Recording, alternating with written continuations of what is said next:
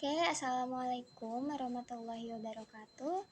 Perkenalkan, nama saya Anissa Lestari dari Universitas Yatsi Madani dengan Prodi Ilmu Komputer, nomor induk mahasiswa 230500687 yang akan mempresentasikan dan menjabarkan apa itu paradigma pemrograman, dan dengan dosen pengajar Pak Ihsan Maulana Eskom Mkom. Baik, kita mulai. Yang pertama, saya akan menyebutkan paradigma pemrograman terdiri dari paradigma prosedural, paradigma fungsional, paradigma deklaratif, paradigma objek, paradigma mekanisme eksekusi, paradigma program, paradigma debugger, dan paradigma editor pemrograman. Di sini saya akan menjabarkan definisi-definisi yang terdiri dari paradigma pemrograman. Yang pertama ada definisi paradigma pemrograman. Kita harus mengetahui apa sih itu paradigma. Terlebih dahulu, paradigma adalah sebuah pemikiran atau dasar model yang memiliki fitur, kerangka kerja, pola, dan gaya yang khas untuk dapat memecahkan masalah tertentu. Paradigma juga dapat diartikan sebagai sudut pandang terhadap sebuah masalah, realitas, keadaan, kondisi, dan sebagainya. Paradigma pemrograman ini juga disebut sebuah konsep yang diterapkan dalam metodologi bahasa pemrograman. Dan paradigma pemrograman akan mengategorikan bahasa pemrograman berdasarkan fitur yang dimiliki. Kedua, ada paradigma prosedural. Paradigma prosedural bisa disebut juga dengan paradigma imperatif yang metodenya menggunakan pemrograman dengan mengeluarkan perintah yang akan dieksekusi oleh komputer.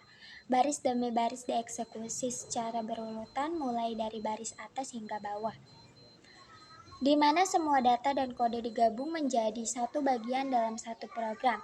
Kata kunci dalam paradigma pemrograman ini adalah algoritma ditambah struktur data sama dengan program. Dan contoh bahasa pemrograman yang menggunakan paradigma ini adalah bahasa-bahasa pemrograman tingkat tinggi, yaitu COBOL, BASIC, Pascal, Fortran, dan C. Paradigma prosedural. Keuntungan pemrograman dengan paradigma ini adalah kesederhanaan, efisiensi, dan keefektifan eksekusi barisan perintah program karena sangat dekat dengan bahasa mesin. Selain itu, penulisan pemrograman memiliki struktur logika yang benar dan mudah dipahami karena hanya memiliki tiga struktur dasar, yaitu struktur berurutan, struktur seleksi, dan struktur perulangan. Yang ketiga ada paradigma fungsional. Dalam bahasa Inggris atau bahasa ilmu komputer, paradigma fungsional disebut functional programming, di mana program dibangun dengan menerapkan dan menyusun fungsi. Ini adalah paradigma pemrograman deklaratif, di mana definisi fungsi adalah pohon ekspresi yang masing-masing mengembalikan nilai, bukan urutan pernyataan imperatif yang mengubah status pemrograman. Ada paradigma deklaratif, yaitu suatu seni membuat program dengan tidak menggunakan algoritma untuk pemecahan masalahnya. Dan membuat paradigma deklaratif dibutuhkan suatu bahasa deklaratif, yaitu prolog, yaitu programming in logic, yaitu salah satu bahasa pemrograman yang lahir dengan paradigma deklaratif. Oleh sebab itu, biasanya digunakan sebagai bahasa untuk kecerdasan buatan atau EA.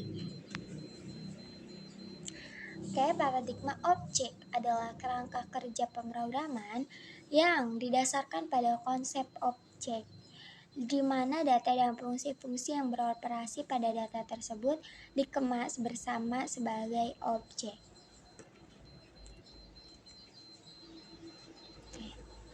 Definisi penjelasan mekanisme eksekusi. Mekanisme eksekusi program merupakan proses pemrosesan instruksi yang terdiri dari dua langkah utama, yaitu fetch yang artinya membaca instruksi, dan execute, melaksanakan instruksi. Saat interrupt diaktifasi atau terjadi, simpan status progres yang sedang berlangsung. Mekanisme eksekusi program ini sangat penting dalam fungsi dasar komputer yang merupakan tugas utama CPU untuk mengkonversi input-output menjadi output yang akurat dan efektif.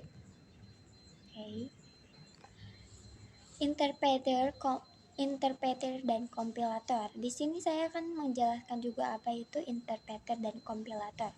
Interpreter berasal dari kata to interpret yang berarti menerjemahkan atau mengartikan bahasa. Jadi, interpreter merupakan jenis penerjemah bahasa pemrograman. Ada compiler berasal dari kata to compile yang berarti menyusun, mengumpulkan, dan menghimpun. Definisi penjelasan debugger. Debugger atau debugging adalah proses mengidentifikasi dan memperbaiki kesalahan atau bug di setiap kode sumber perangkat lunak. Proses debugging melibatkan memeriksa kode langkah demi langkah, menganalisis dan memperbaiki masalah. Debugging sangat penting ya, karena bug dan kesalahan sering terjadi dalam pemrograman komputer karena merupakan aktivasi yang abstrak dan konseptual. Definisi penjelasan editor pemrograman. Editor pemrograman adalah alat interaktif yang digunakan untuk membuat, mengedit, dan mendeskripsikan kode sumber program. Berbeda dengan text editors umum, editor pemrograman secara efisien memungkinkan programmer untuk bekerja dengan banyak fitur khusus seperti syntax highlighting, auto-completion, code folding, integrated debugger, intelligent code navigation, intelligent multi-language support, collaborative editing. Sini saya akan menjelaskan satu persatu apa itu syntax highlighting, auto completion, dan code folding. Di pertama ada syntax highlighting, yaitu menampilkan kode dengan warna yang berbeda untuk setiap elemen syntax sehingga lebih mudah dilihat dan memahami struktur kode. Auto completion yaitu memperbaiki dan mempermudah proses typing dengan memberikan sugesti kata atau perintah saat programmer memasukkan karakter pertama. Dan ada code folding, yaitu memungkinkan user untuk menyembunyikan bagian kode yang tidak diperlukan agar tampilan kode lebih fokus. Ada integrated debugger. Contohnya yaitu breakpoint, step-by-step execution, dan visualisasi variabel. Intelligent code navigation yaitu cara cepat untuk mencari dan navigasi antar muka kode. Contohnya jump to definition, find references, dan go to symbol. Ada multi-language support yaitu dukungan untuk bahasa pemrograman hingga programmer bisa bekerja dengan lebih banyak bahasa pemrograman tanpa menggunakan berkas kode baru. Collaborative editing adalah pemrograman populer termasuk Max, Vim, Sublime Text, Atom, Visual Studio Code, Notepad, dan Gedit. Mungkin cukup sekian penjelasan dari saya. Bila ada kekurangan saya mohon maaf. Wabillahi wal taufiq wal hidayah. Wassalamualaikum warahmatullahi wabarakatuh.